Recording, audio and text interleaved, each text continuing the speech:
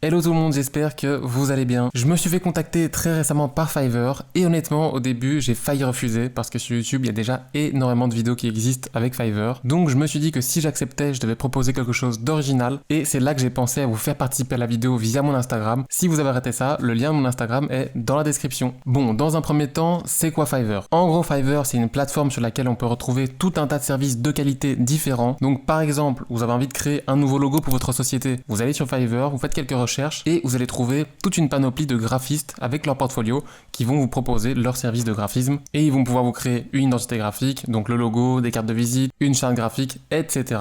Mais c'est pas que lié au graphisme. Par exemple, si vous avez vos rushs vidéo et que vous avez besoin de quelqu'un pour faire un montage vidéo, sur la plateforme, il y a aussi une section avec des monteurs qui vont pouvoir vous proposer ce genre de service. Et tout ça en échange de rémunération, bien entendu. Donc si vous êtes graphiste et que vous vous lancez en tant que freelance et que vous n'avez pas encore de client, pourquoi pas aller s'inscrire sur Fiverr, tenter le coup et peut-être avoir une première expérience avec un client. Et encore une fois, c'est pas que pour les graphistes, il y a énormément de services différents, donc je vous invite vraiment à aller voir sur la plateforme pour voir ça. Enfin voilà, ça c'est Fiverr, maintenant on arrive au sujet principal de la vidéo, vous inquiétez pas. Alors l'idée c'était de vous faire participer à la vidéo. Pour ça j'avais fait une story Instagram en vous demandant de m'envoyer des briefings absurdes qu'on enverrait ensuite sur Fiverr à des graphistes. Par exemple, mon briefing c'était pêcheur de vélo. Pêcheur de vélo c'est un métier qui existe vraiment à Amsterdam. Chaque année la ville pêche jusqu'à 15 000 vélos dans les canaux de la ville, c'est vraiment énorme et je me suis dit que ça pouvait vraiment être super drôle d'envoyer à un graphiste sur Fiverr un petit briefing en lui expliquant qu'on est une société de pêcheurs de vélos. Donc ça c'était mon idée et sur Instagram vous m'avez envoyé énormément de briefings super drôles, c'était très dur de choisir donc j'avais organisé un petit battle entre différentes idées et les grands gagnants sont l'école de surf pour chiens, la société de chasseurs d'iceberg, c'est un métier qui existe vraiment, je vous explique ça dans quelques instants, pousseur de métro à Tokyo et une société de pleureuses en Chine. Donc voilà pour nos 5 idées, moi j'ai déjà écrit sur mon PC des petits textes à envoyer à nos graphistes, donc ce que je vous propose maintenant c'est qu'on aille sur la plateforme pour aller un petit peu diguer et aller à la rencontre des graphistes qu'on va engager. Donc voilà la plateforme Fiverr, ici vous avez tout un tas de catégories, graphisme, digital marketing, traduction, vidéo, musique, etc. Il y a énormément de choses différentes. Nous on va aller dans graphisme, vous voyez qu'il y a encore une fois plein de sous-catégories, et nous on va cliquer sur logo design. Alors ici, on voit directement tous les profils. On voit aussi que la personne a une note, donc ça peut être pas mal pour indiquer si le travail est de qualité ou pas. Ça va être compliqué parce qu'il y a beaucoup de monde et il y a beaucoup de gens doués aussi. Normalement, on peut directement engager les gens en fonction du tarif qu'ils proposent, mais on peut aussi leur demander de nous faire un devis sur mesure. Donc à mon avis, c'est ce que je vais faire. Mais franchement, c'est pas mal, hein, il y a des bonnes choses. J'ai vraiment hâte de voir les logos qu'ils vont nous pondre. Ici, j'ai cliqué sur 8, qui fait des cool logos, franchement. Très sympa ce qu'il fait. Moderne, graphique, des belles couleurs. Ah ouais, sympa sa planète dire. Ça a l'air super chouette, je vais regarder ce qu'elle fait. Et ici, on peut voir qu'il y a différentes offres. Donc il y a l'offre basique, l'offre standard, l'offre premium, avec chaque fois des critères différents. Bon les amis, pour gagner du temps, ce que je vous propose, c'est que moi, je vais chercher un petit peu sur la plateforme qui est engagée, contacter la personne pour qu'elle me fasse un devis, et on se retrouve d'ici une petite semaine pour découvrir ensemble les logos qu'ils nous ont créés. Et pour vous, ça sera littéralement maintenant. Bon les amis, au final on se retrouve 2 semaines après et non une semaine parce que ça a pris un peu plus de temps que prévu. J'ai eu une conversation avec les différents graphistes que j'ai engagés et en fait à chaque fois ils me posaient plusieurs questions sur le business et moi en fait j'avais pas des énormes connaissances par rapport à tous ces métiers. Du coup je me suis retrouvé à faire un petit peu le mytho et devoir faire des recherches sur internet pour pouvoir répondre à leurs questions. Mais c'est vraiment tout à leur honneur parce que du coup ils s'intéressent vraiment au secteur et ils essaient de le comprendre avant de travailler sur le logo. J'ai donc reçu tous les logos, je les ai pas encore regardés, on va les découvrir ensemble dès maintenant et je vous propose qu'on commence avec mon idée. Alors mon idée pour rappel c'était la société de pêcheurs de vélos basée à Amsterdam. Le nom que j'ai donné à la société c'est B-Bike Up. En fait j'ai été sur un générateur de noms de start-up en ligne et j'ai trouvé ce nom assez amusant donc je l'ai choisi. Pour ce travail j'ai engagé le graphiste Stridinit, je sais pas trop comment on prononce son nom mais de toute façon il y aura le lien de tous les graphistes que j'ai engagés dans la description. Du coup je lui ai surtout expliqué que je voulais avoir un logo illustratif qui parle de lui-même et que les habitants d'Amsterdam puissent comprendre le concept du business rien qu'en regardant le logo. C'était plus ou moins le style que le graphiste appliquait déjà dans son travail, du coup c'est aussi pour ça que je l'ai choisi. Là c'était une offre de logo qui m'a coûté 140 $ et pour ceci j'avais droit à 2 concepts de logos qu'on va découvrir dès maintenant. Je vais enfin pouvoir ouvrir ces logos. Oh là là. C'est hyper marrant. Ok, c'est exactement ce genre de choses que j'imaginais en plus. Et c'est très amusant, en plus le choix de couleurs est encore assez intéressant vu qu'on a l'eau, on a le soleil, on est sur quelque chose d'assez lumineux, solaire. Les couleurs sont fraîches quoi en tout cas. Donc Be Bike Up, Bike Fishing. Ouais, j'avais aussi indiqué que ma tagline était Bike Fishing. Super original hein. Donc sur le logo on a le bateau avec la pince et il l'a mis par-dessus une sorte de soleil avec des nuages. Peut-être que ça pourrait être enlevé. Moi je garderais peut-être juste le bateau avec la pince. Je crois qu'en fait les petits nuages ça n'apporte pas grand-chose. Mais en tout cas je suis agréablement surpris parce que l'illustration est encore relativement bien faite. Peut-être qu'il y a aussi un petit peu trop de détails dans la pince et qu'en petit ça ne se verra pas. Je vous propose qu'on aille directement voir son deuxième concept vu qu'il y en a un deuxième.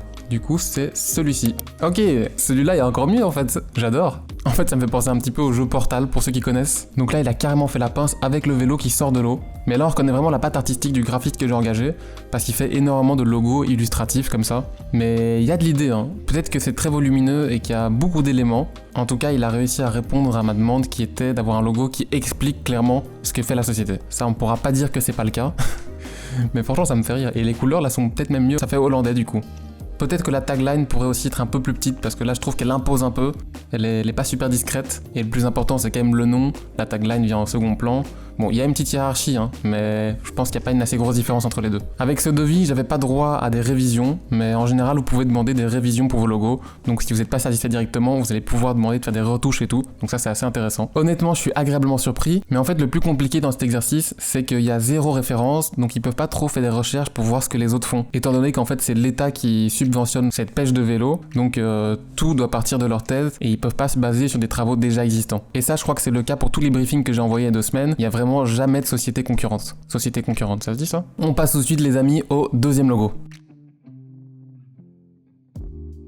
On passe tout de suite au logo numéro 2 et cette fois-ci ça sera un logo pour l'école de surf pour chiens. Encore une fois c'est une activité qui existe vraiment comme l'indiquent les petites photos qui m'entourent actuellement et là pour la société j'ai donné comme nom Aouli. Pour le briefing je me suis fait passer du coup pour un instructeur de surf pour chiens et j'ai expliqué que je faisais cette discipline depuis plus de 10 ans et que je passais enfin le cap pour créer ma propre école. Donc là j'ai engagé une graphiste qui s'appelle Ingenie Oussart et elle va nous proposer normalement 3 logos ou 5 logos, je sais plus exactement et on va tout de suite découvrir ça. Ah oui et encore une fois je lui ai expliqué que je voulais que le logo parle de lui-même parce que je pense que c'est plus fun pour nous aussi de pas voir un monogramme ou un truc comme ça. Je crois que ça peut vraiment être très drôle de voir un chien sur une planche de surf. J'espère qu'elle a fait un truc du genre, on va voir ça tout de suite. Alors logo numéro 1, c'est parti. Ok. On a notre chien qui surfe en tout cas. Ok, il y a de l'idée, une petite planche de surf avec un petit palmier. On a justement cette vibe un petit peu hawaïenne, on a une petite silhouette de chien qui est sur le surf. Un petit peu déçu de l'association entre le logo et la police, j'ai l'impression que ça matche pas super bien. En fait la police pourrait avoir un peu plus de personnalité je pense et être en couleur aussi peut-être. Mais sinon il y a de l'idée et j'ai mon petit chien qui surfe donc je suis déjà content. Bon, allons voir le deuxième logo. Franchement, j'ai un petit peu de la peine quand même de leur imposer des briefings aussi chelous. Oh, je préfère déjà nettement celui-ci. Je trouve qu'il fonctionne mieux et qu'il est plus efficace en fait. Hein. Là, franchement, qu'est-ce que je leur fais designer quoi. Il est pas mal celui-là. Hein. Et peut-être que cette typographie est encore une fois un peu trop dure par rapport au logo qui est très doux. Mais c'est pas mal. D'ailleurs, cette personne m'a fait un devis avec des retours illimités, donc je peux très bien lui demander de faire des propositions avec d'autres typographies ou d'autres couleurs. Bon, on va pas l'emmerder, je vous rassure, mais c'est une possibilité. Ah, mais j'ai oublié de vous donner le prix en fait, excusez-moi. Elle nous fait tout ça pour 85 $. Donc elle me fait 5 logos pour 85 $. On passe au troisième logo.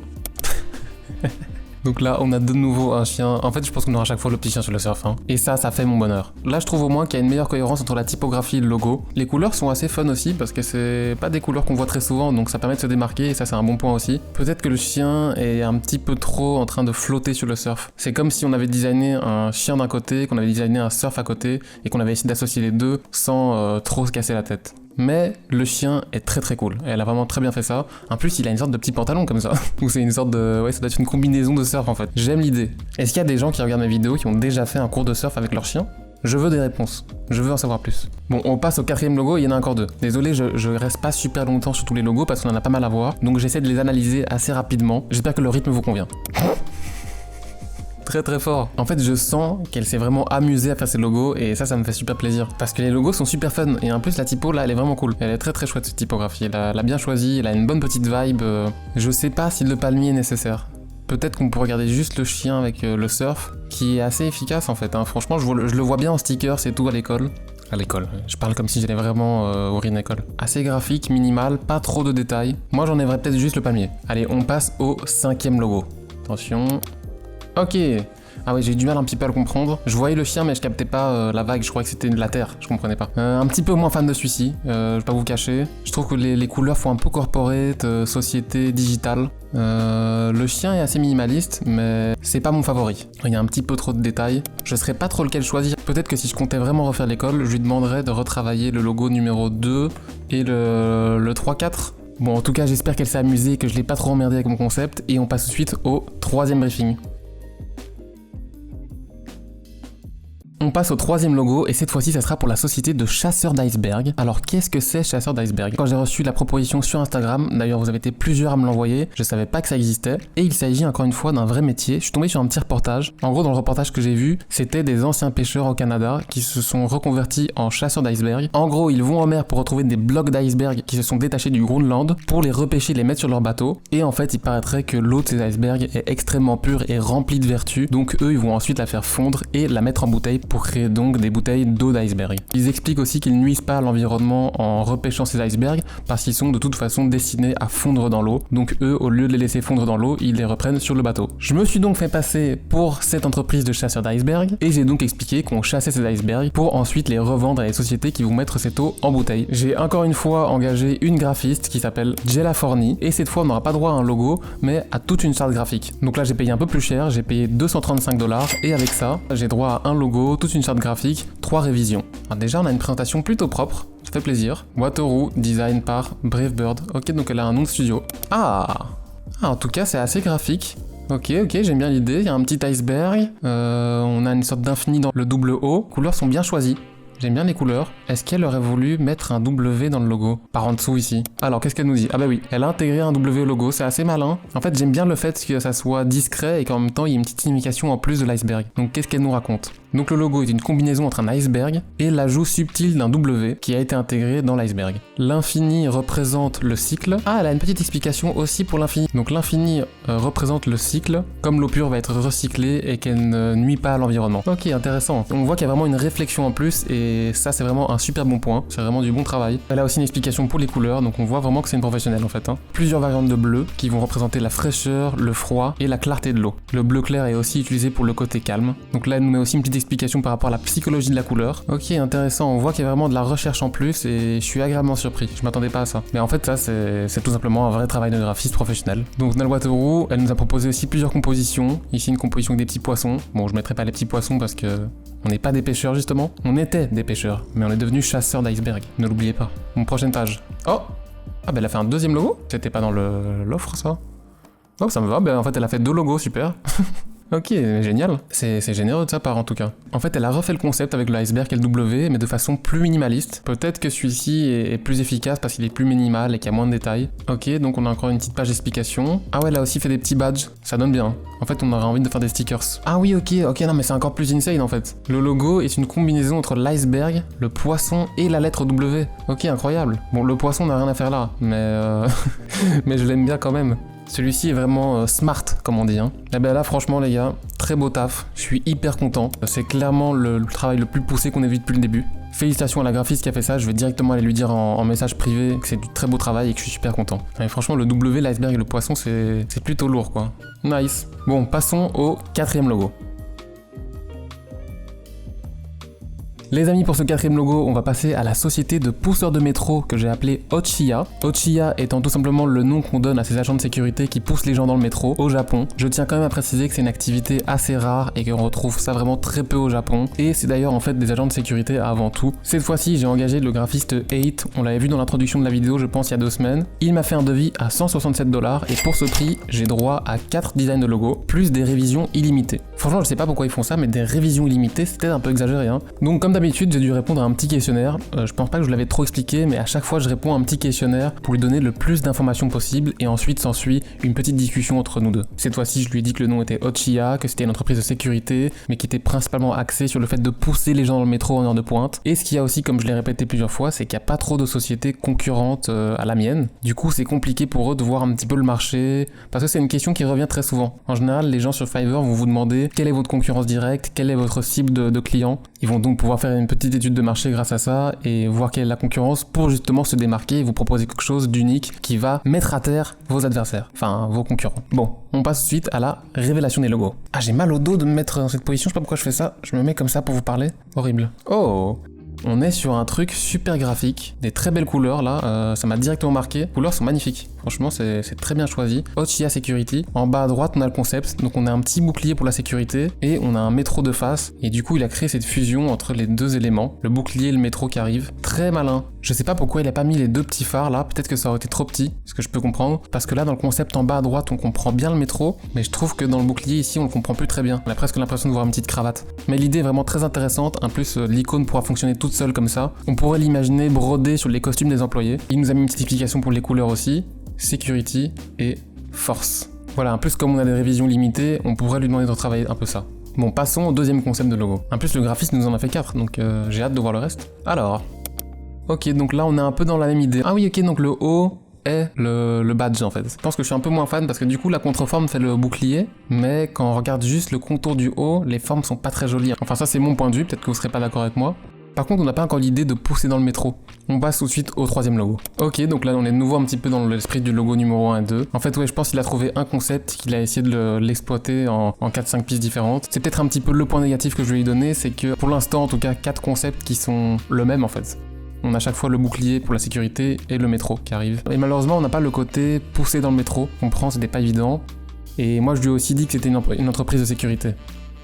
Ok, pour l'instant, mon préféré reste le premier en tout cas. On va passer au dernier. Assez graphique, encore une fois.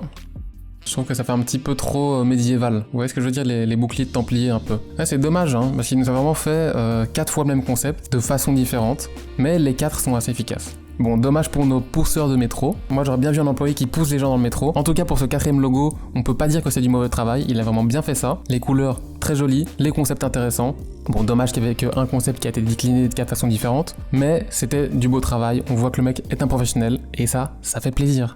On passe au 5ème et dernier logo.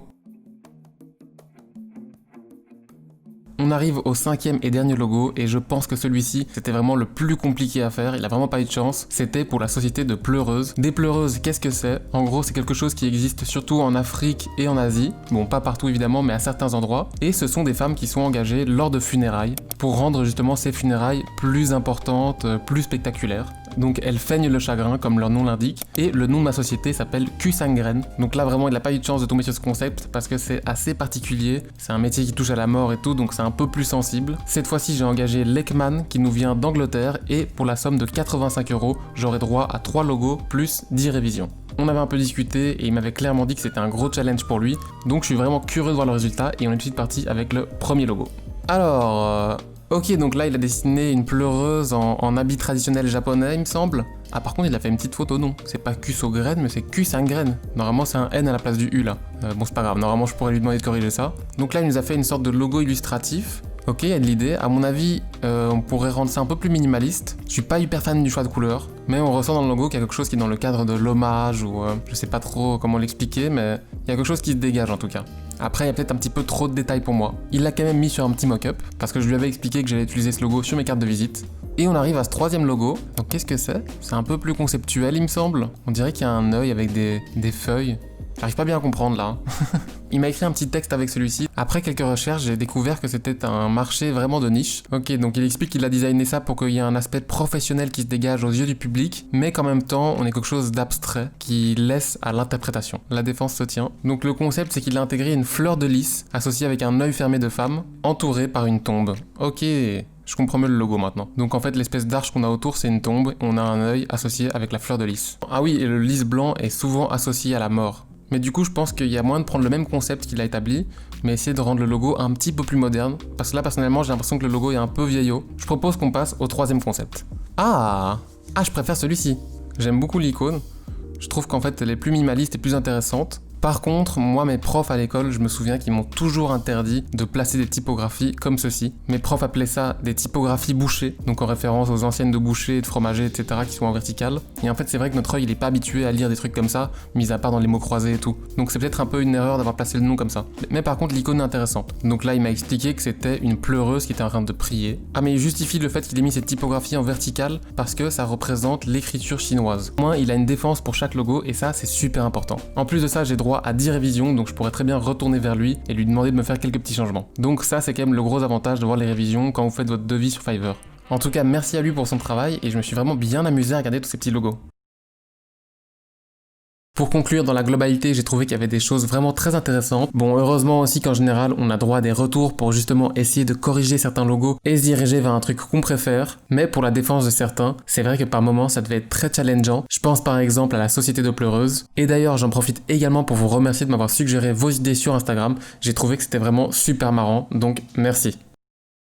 On arrive à la fin de cette vidéo, j'espère que ça vous a plu. Un tout grand merci à Fiverr de m'avoir contacté et de m'avoir fait confiance. Moi, je me suis super bien amusé. Toutes les informations concernant leur plateforme se trouvent dans la description, ainsi que les liens vers les différents graphistes que j'ai engagés. Si ça vous a plu, n'hésitez pas à faire péter les likes, à vous abonner à la chaîne si c'est pas encore fait. Vous pouvez aussi venir me suivre sur mes différents réseaux comme Instagram ou Twitter. Les liens sont dans la description. Et moi, je vous dis à bientôt dans une prochaine vidéo. Ciao!